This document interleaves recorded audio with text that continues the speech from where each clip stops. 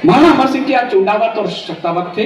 चुंडावत आगे लड़ते थे, शक्तावत को लगा यार ये पौरुष तो, ये गर्व हमें मिलना चाहिए। वो राणा के पास गए, राणा ने कहा, राणा जानते थे कि चुंडावत मानेंगे नहीं, तो उन्होंने उसके सामने एक शर्त रख दी कि उमथाला का किला है वो मुगलों के कब्जे में है, आप दोनों अपनी अपनी टुकड़ी लेके जाओ, जो भी पहले अंदर प्रवेश कर जाएगा वो आगे हरावत दस्ते में लड़ेगा। बस भूमिका समाप्त होती है। अब कविता आपसे वार्ता करती है। राणा को सपने में भी उम्मीद नहीं थी कि कल जो युद्ध होगा वो विश्व के इतिहास का अनूठा युद्ध होगा। मैं शुरू कर रहा हूं। जहां शीशले निज गर्दन पर युद्ध किया करते हैं और मान के धनी प्राण धनवार दिया करते हैं, राजस्थानी धरा शौर्य की कथा कहा करती है। पानी कम है मगर रक्त की नदी बहा करती है, पानी कम है मगर रक्त की नदी बहा करती है, पानी कम है मगर रक्त की नदी बहा करती है। तो राणा पुत्र अमर सिंह भी मेवाड़ वंश गौरव थे, चूड़ावत शक्तावत माधव शत्रु को रौरव थे, किंतु हरावल दस्ते में बस चूड़ावत लड़ते थे। शक्तावत यह देख देख कर मन ही मन उड़ते थे। यह विचार उन सबको ही बालू सिंह तक ले आया, उनके सेनापति का नाम, यह विचार उन सबको ही बालू सिंह तक ले आया। उद्वेलित बालू सिंह भी झटपट राणा तक धाया, बोला श्रीमान हम भी पौरुष तलवारें रखते हैं, फिर क्यों अग्रिम दस्ते में ये चूड़ावत लड़ते हैं। सम्रांगण में प्राणोत्सव का ये क्रम रोका जाए। एक बार यह मौका शक्तावत को सौंपा जाए, एक बार यह मौका शक्तावत को सौंपा जाए। तो चिंतित राणा ने इसमें देखा भीषण अंदेशा, चूड़ावत सरदार जैत सिंह को भेजा संदेशा। जैत सिंह ने राणा का प्रस्ताव सुना, फिर बोले जैसे पृथ्वी के कंपन को शेषनाग खंडोले, बोले राणा आखिर तुमको क्यों आभास हुआ है। क्या चूड़ावत तलवारों से उठ विश्वास गया है, क्या चूड़ावत तलवारों से उठ विश्वास गया है। आप कहें तो बैरी दल से धड़क पाट कर रख दूं, एक लिंग की कसम चरण में शीश काट कर रख दूं। शक्तावत प्रस्तावों ने सच हमको क्रुद्ध किया है, और भूल गए घायल कबंध ने पहरों युद्ध किया है, भूल गए घायल कबंध ने पहरों युद्ध किया है। राणा के समझाने पर भी दोनों खड़े हुए थे और विकट हरावल दस्ते खातिर जिद पर अड़े हुए थे। आखिर राणा को ही सूझी सहसा युक्ति नवेली, जिससे वे सुलझा सकते थे उलझी हुई पहेली। उमथाला का किला सबल मुगल सब सैनिक कब्जाए हैं, इस कारण इस धरती पर घन काले घिर आए हैं। जो भी जाकर पहले दल में प्रथम प्रवेश करेगा वही हरावल दस्ते में भी आगे सदा लड़ेगा। अब क्या था, दोनों को अग्रिम पीढ़ी का हक तय करना था। लड़ना क्या था, उन्हें मौत को जाकर ही वरना था।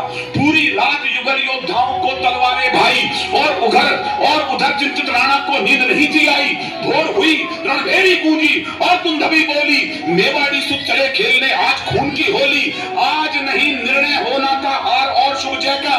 मुझे खामोशी खल जाएगी इस कविता में आपको ये लाइन समझ में नहीं आई तो। आज नहीं निर्णय होना था हार और शुभ जय का, आज सही अंतर होना था केवल विजय विजय का। आज सही अंतर होना था केवल विजय विजय का, आज सही अंतर होना था केवल विजय विजय का। मृत्यु दुल्हन की खातिर दो दूल्हे खड़े हुए थे, कौन वरेगा उसे प्रथम इस जिद पर अड़े हुए थे, कौन वरेगा उसे प्रथम इस जिद पर अड़े हुए थे। और इधर धरती पर अर्थी अग्रिम सजी पड़ी थी, और इधर धरती पर अर्थी अग्रिम सजी पड़ी थी। पहले किसको वरू इसी उलझन में मृत्यु खड़ी थी, पहले किसको वरू इसी उलझन में मृत्यु खड़ी थी। तो भिड़ने लगे काल से खुलकर वीर सुभट अभिमानी, लगी रक्त से खप्पर भरने काली और भवानी। एक एक कर दोनों योद्धा अरिदल काट रहे थे और दोनों योद्धा दुश्मन सर से भूतल पाट रहे थे। सहसा बालू सिंह का हाथी मुख्य द्वार पर आया, सहसा बालू सिंह का हाथी मुख्य द्वार पर आया। भाले जैसी देख नुकीली कीलों को चकराया, बार बार टक्कर की खातिर जो आगे बढ़ता था उतना ही वो कील भयंकर देख देख हंसता था। तो बालू सिंह हाथी से कूदा, दरवाजे पर आया, खड़ा हो गया, कील पकड़कर छाती पर चिल्लाया, कहा महावत से हाथी को सीने पर आने दो और सभी शक्तावत वीरों को अंदर जाने दो, और सभी शक्तावत वीरों को अंदर जाने दो, और सभी शक्तावत वीरों को अंदर जाने दो। कहा महावत ने स्वामी ये कैसे अनर्थ कर दूं, जिसका खाया अन्न उसी के तन पर बर्छी धर दूं। बालू बोला वीर व्यर्थ मत नाहक समय गवाओ, समय आ गया मातृभूमि का बढ़कर कर चुका हो, समय आ गया मातृभूमि का बढ़कर कर चुका हो। विवश महावत ने हाथी तब आगे बढ़ा दिया था और बालू सिंह ने भी सीना कीलों पर अड़ा दिया था, और हाथी ने मस्तक की टक्कर मारी जो प्रलयंकर, दरवाजे गिर गए किले के करते शोर भयंकर। गज मस्तक को भिगो रही थी शब्द शोणित पिचकारी, और दिव्य आरती आज मृत्यु की गजने स्वयं उतारी, दिव्य आरती आज मृत्यु की गजने स्वयं उतारी, दिव्य आरती आज मृत्यु की गजने स्वयं उतारी। बालू सिंह का हाथी घुस रहा है, उसकी पीढ़ी को हक मिलने वाला है कि अब हमेशा वो आगे लड़ेगा। उधर जैत सिंह भी रण में इतिहास नवल गढ़ता था, बना शत्रु को काल सर्प वो कंगूरे चढ़ता था। जो ही वीर सीढ़ियों से चढ़ कंगूरे तक आया, गोली लगी वक्ष पर सहसा वीर धरा पर आया। सोचा अगर किले में बालू पहले प्रथम प्रवेश करेगा, वो ही सदा हरावल दस्ते में भी आगे सदा लड़ेगा। लगी तनिक ना देर उसे भीषण निर्णय लेने में। मैं पूरे जनसमूह का ध्यान चाहता हूं कि शीश कलम करके ही कोई कर्ज अदा करता है और कलम के लिए विषय वो नए नए धरता है।